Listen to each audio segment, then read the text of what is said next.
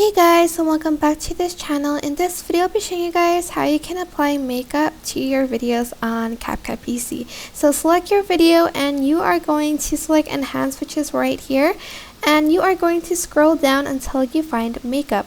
So after that, you are going to select it, so enable it, and it's going to detect your face. And if you have more than one people, choose multiple mode, but if you only have one people, choose single mode.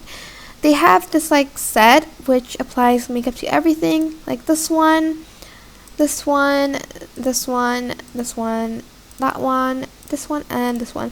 You can also adjust the like intensity of it, as you can see, or if you want to add just like eyelashes, for instance, there's also these options. For instance, you just want to add in these type of eyelashes, you can, and like this type of eyeshadow you can also adjust the intensity here, and also for the lipstick you can also do that. But yeah, that is basically it really.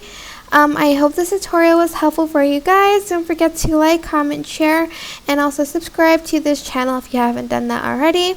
If you have any questions, just leave it in the comment section down below and I will try my best to answer them all for you guys. And if you found this video helpful, please click the thanks button above the description box down below. Thank you so much for watching. Bye!